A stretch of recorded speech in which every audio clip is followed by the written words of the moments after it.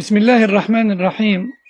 الحمد لله رب العالمين، والصلاة والسلام على نبينا محمد وعلى آله وأصحابه أجمعين.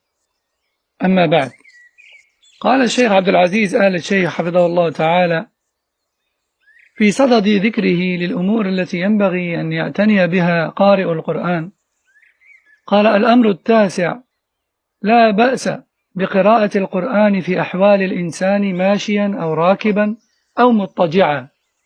فعن عبد الله بن مغفل رضي الله عنه أنه قال: رأيت النبي صلى الله عليه وسلم يقرأ وهو على ناقته أو على جمله وهي تسير به، وهو يقرأ سورة الفتح قراءة لينة، يقرأ وهو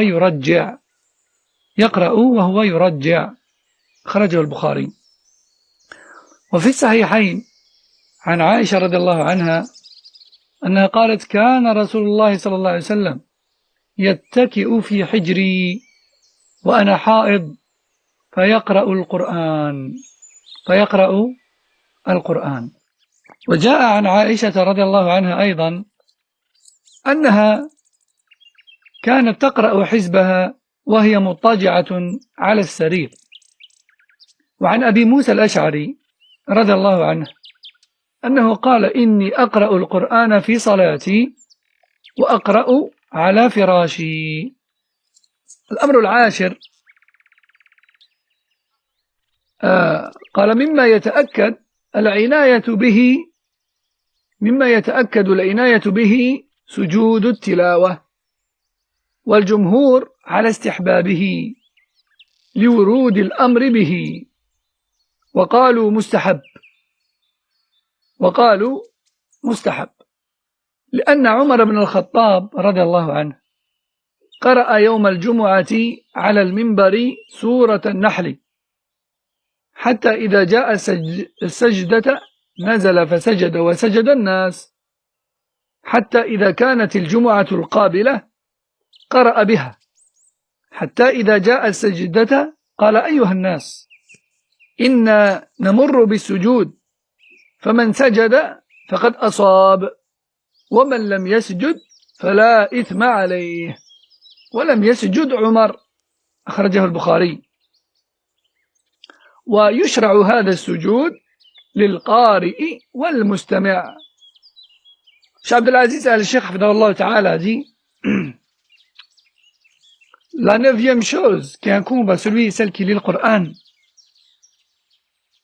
c'est de savoir qu'il est tout à fait permis de lire le Coran et de réciter le Coran dans toutes les situations, que l'on soit en train de marcher, ou que l'on soit à bord d'un moyen de locomotion, ou que l'on soit accoudé ou couché. Car en effet, il est rapporté d'après Abdullah ibn Mughaffal, qu'Allah l'agrée, il a dit: j'ai vu le prophète sallallahu alayhi wa sallam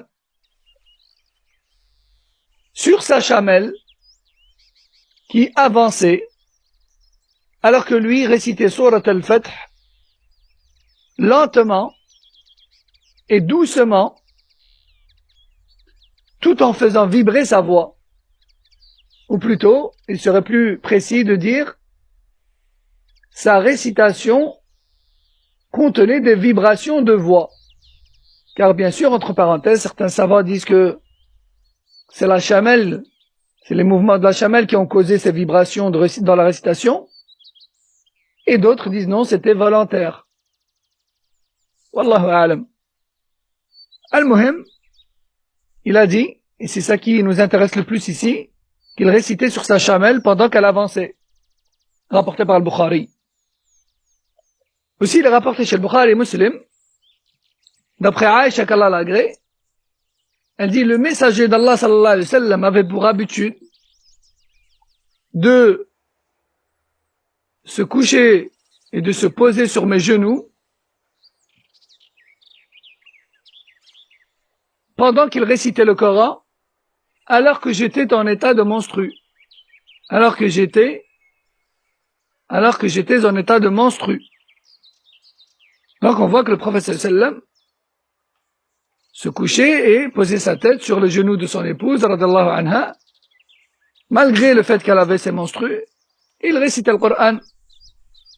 Il lui s'est rapporté que Aïcha, qu'Allah l'agrée, avait pour habitude de réciter sa partie du Coran du jour, tout en étant accoudée sur sa couche. Aussi, il est rapporté qu'Abu Moussa al-Ash'ari, qu'Allah l'agrée, qui est un des nobles compagnons connus pour sa maîtrise du Coran et sa belle récitation, il a dit, radiyallahu anhu, je récite le Coran dans la prière, mais également couché dans mon lit. Donc ça, c'est la 9e chose à savoir. C'est qu'il t'est permis de réciter le Coran debout, assis, couché, accoudé, en route, sans problème. 10e point, 10e chose, c'est de savoir qu'il t'est recommandé, selon l'avis majoritaire, de te prosterner lorsque tu arrives à un verset de prosternation. Il est rapporté qu'Omar ibn al-Khattab, qu'Allah l'agrée, est monté sur le mimbar, sur la chaire, un vendredi, et a récité aux gens Surat al-Nahl, Surat les abeilles. Et lorsqu'il est arrivé au verset de prosternation, il est descendu du mimbar et s'est prosterné. Et les gens ont fait la même chose que lui. Les gens ont fait de même. Puis, la Jumu'ah d'après, il a de nouveau récité Surat les abeilles. Et lorsqu'il est arrivé à la prosternation, il a dit, ô vous les gens, sachez qu'il nous arrive sans cesse d'arriver à des versets de prosternation. Celui qui se prosterne à ce moment-là, alors il a bien fait.